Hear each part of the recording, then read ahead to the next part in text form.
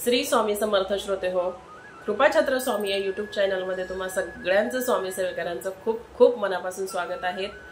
तर आजचा विषय आहे, आता उद्या जी येणारी दर्श अमावस्या आहे त्या अमावस्येबद्दलच आपण बोलणार आहोत की या दिवशी तुम्ही आता कोणकोणत्या सेवा करायला हव्या किंवा करायला पाहिजे, जेणेकरून तुमच्या घरातही जर काही येणारी संकटे असतील, आता ते प्रत्येकाच्याच घरात असतात, मग आता त्याला आपण थारा तर देऊ शकत नाही, पण आपण त्याच्यावरती नक्कीच उपाय आपण करू शकतो। छोटे छोटे जे काही तोडगे असतात ते केल्याने जर आपल्या वैवाहिक जीवनामध्ये, आपल्या आयुष्यामध्ये, आपल्या प्रपंचामध्ये जर त्याच्याने सुख समाधान मिळत असेल तर ते तोडगे आपण अवश्य करायला पाहिजे। आणि तसेच आपण स्वामी महाराजांची सेवेकरी आहोत, तर आपल्याला बऱ्याच केंद्रांमध्ये ह्या सेवा सांगितल्या जातात, तर त्या आवर्जून सेवा आपण करायला पाहिजे, जेणेकरून खरंच आपलंही जीवन सुखमय होईल आणि तसेच आपल्या घरातील व्यक्तींवरतीही कोणत्याही गोष्टींचा दुष्परिणाम किंवा कोणत्या चुकीच्या गोष्टींचा प्रादुर्भाव त्यांच्यावरती येणार नाहीत याची आपण नियमित खरंच काळजी घ्यायला पाहिजे। तर यासाठीच मी तुम्हाला जे काही थोडेफार छोटे मोठे तोडगे सांगणार आहेत ते अवश्य तुम्ही करावे। पण त्याच अमावस्येसाठी, दर्श अमावस्येसाठी, आता वर्षातून किती अमावस्या येतात, दर्श अमावस्या म्हणजे सोमवती अमावस्या, तर ह्या 2 येत असतात। मग आता ही 2024 ची शेवटची अमावस्या आहे, म्हणून ह्या सेवा सर्वांनी करा, जेणेकरून 2024 मधले जे काही आपल्या मागचे इडापिडा असतील त्या आपल्या निघून जातील आणि येणारं नवीन 2025 जे आहे ते आपल्यासाठी खूप आनंद, भरभराटी, सुख संपत्तीने भरलेलं असावं, अशीच माझी सगळ्यांसाठी स्वामी महाराजांचरणी प्रार्थना असणार आहे की सर्वांच्या आयुष्यामध्ये सुख समृद्धी आणि त्यांचं वैवाहिक जीवन सगळ्यांचं खूप खूप आनंदमय हो। तर चला आपण त्या कोणकोणत्या सेवा आहेत त्या आपण जाणून घेण्याचा अवश्य प्रयत्न करूया। मग आता त्यामध्ये सर्वात प्रथम येतं हिरण्यदान। मग आता हिरण्यदान आपण का करावं, तर बघा, आपल्या एखादी स्त्री जेव्हा ती तिच्या माहेरातून सासरी येते तेव्हा ती तिच्या मागच्या पिढीचेही 3 पिढ्यांचे दोष आणि सासरी आल्यानंतरच्या 3 पिढ्यांचे दोष हे तिच्या सोबत चालत असतात। मग आता कोणत्या अशा साध्या सिंपल सेवेने हे आपले दोष आपण कमी करू शकतो?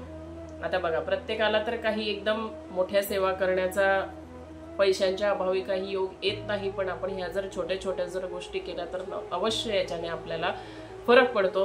तर मग हिरण्यदान आपल्याला ह्या दिवशी करायचं आहे। मग आता हिरण्यदान काय, तर हिरण्यदान म्हणजेच की 2 जानवे घ्यायचे आहेत तुम्हाला, 100 ग्रॅम पेढे घ्यायचे आहे आणि त्याच सोबत तुम्हाला जे काही तुम्हाला यथाशक्ती तुम्हाला ब्राह्मणाला दान द्यायचं असेल, मग 11 रुपये असो, 21 रुपये असो, तुमची जे काही यथाशक्ती असेल त्याच्यानुसार तुम्ही ब्राह्मणाला दान द्यायचं आहे, यालाच हिरण्यदान म्हणतात। मग आता ही सेवा तुम्ही जर 12 अमावस्या जर तुम्ही हे पूर्ण केले तर नक्कीच तुमच्या घरामध्ये जे काही पितृदोष असतील ते अवश्य कमी होण्याचा नक्कीच स्वामी महाराज प्रयत्न करतात। कारण बघा, जर आपल्या घरामध्ये जर पितृदोष असतील तर पित्रांची पहिले महाराजांना सुद्धा अनुमती घ्यावी लागते आणि आपल्याला काय द्यायचं आहे हे महाराजांना त्यांना पहिले विचारावं लागतं आणि मग आपल्याला द्यावं लागतं। म्हणून त्या अगोदरच जर आपण आपल्या पित्रांची सेवा जर आपण व्यवस्थितरित्या जर केली तर अवश्य आपल्या महाराजांना आपल्याला डायरेक्टली देता येईल, पितरांना न विचारता।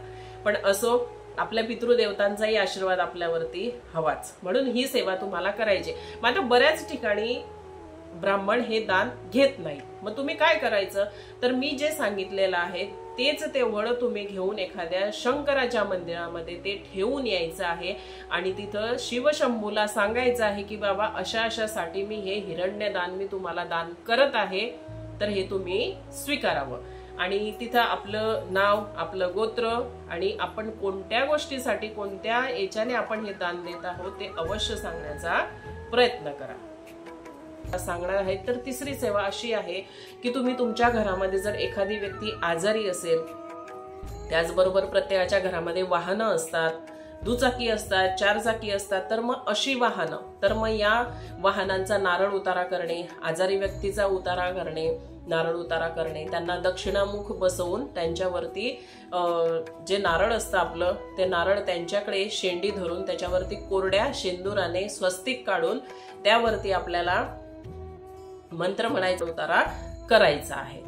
पुढची सेवा, तशीच अजून पुढची सेवा आहे, आपल्या केंद्रामध्ये गोरक्ष चिंच मिळते। मग आता ही गोरक्ष चिंच काय काम करते, तर गोरक्ष चिंच ही आपल्या घरातील नकारात्मकता काढून घेण्याचा प्रयत्न करते आणि सकारात्मकता आपल्या घरामध्ये येत असते त्याच्यामुळे.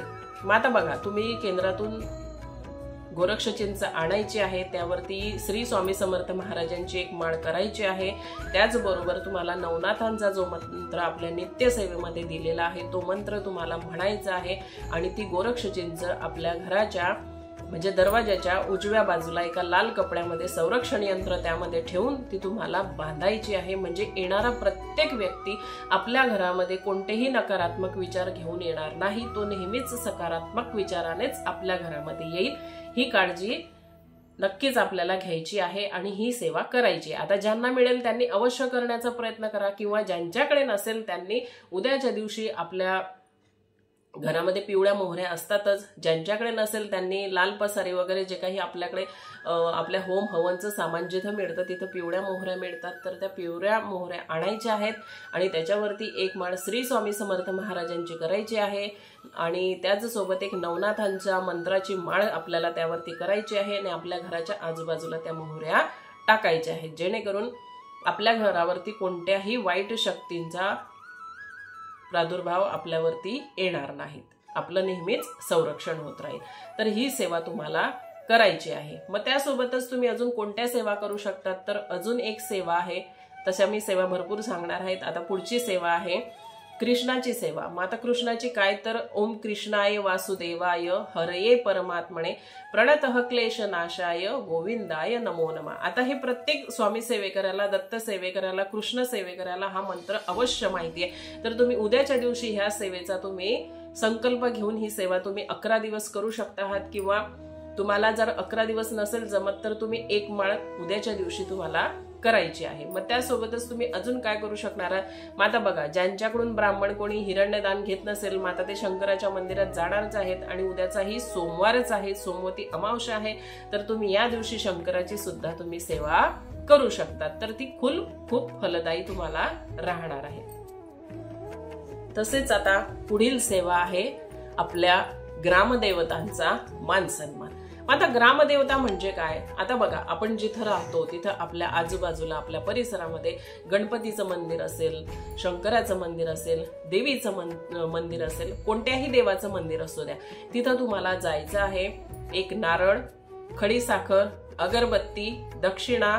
जर गणपतीचं मंदिर असेल तर अवश्य तिथं सुपारी आणि नागवेलाचं पान घेऊन जा आणि तो जो सुपारी आणि नागवेलाचा विडा आहे तो तिथं ठेवून तुम्हाला तुमचा संकल्प सांगायचा आहे की तुम्ही हा मान सन्मान कशासाठी करत आहात. तुमचं नाव सांगायचं आहे, तुमचं गोत्राचा उच्चार करायचा आहे आणि स्वामी महाराजांचं नाव घेऊन तुम्हाला त्या देवतेचा मान सन्मान करायचा आहे आणि त्यांना सांगायचं आहे की बाबा, आमच्या आयुष्यामध्ये, आमच्या प्रपंचामध्ये, आमच्या संसारामध्ये ही संकटे आहेत, हे दुःख आहेत, तर ही दुःख अवश्य दूर करण्याचा प्रयत्न करा आणि मी ह्यासाठीच तुमचा हा मान सन्मान करत आहे. तर दर अमावस्येला जर तुम्ही ही सेवा केली ना, तर नक्कीच मला असं वाटतं तुमच्या ग्रामदेवतेचा आशीर्वाद तुमच्यावरती नेहमीच राहणार आहे. बघा, ग्रामदेवतेला मान देणं हे आपलं कामच आहे. कारण का, आपण कोणतंही आपल्या घरामध्ये कार्य करत असतो, शुभ कार्य असलं की आपण सगळ्यात पहिले आपल्या ग्रामदेवतेलाच आपण आमंत्रण द्यायला जात असतो.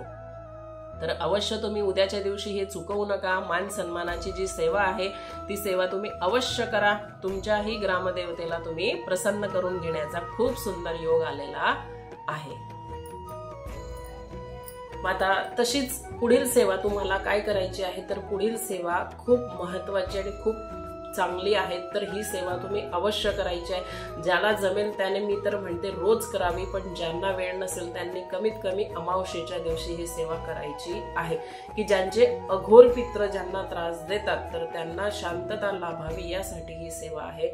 तर तुम्हाला सर्वात प्रथम तुम्हाला जी तुम्ही पहिली पोळी कराल ती पोळी घ्यायची आहे आणि त्या पोळीवरती तुम्हाला अळणी भात घ्यायचा आहे, थोडंसं साजूक तूप टाकायचं आणि काळे तीळ टाकून एक मंत्र आहे, तो मंत्र मी तुम्हाला डिस्क्रिप्शन मध्ये देणार आहे. तो मंत्र म्हणून तुम्हाला दक्षिणेला तोंड करून बसायचं आहे आणि ते 108 मणी ज्या वेळेला तुमचे पूर्ण होतील त्यावेळेला तो जो मेरू मणी आहे तो त्या भाताला लावायचा आहे आणि तो जो घास आहे तो तुम्हाला कावळ्यांना खाऊ घालायचा आहे.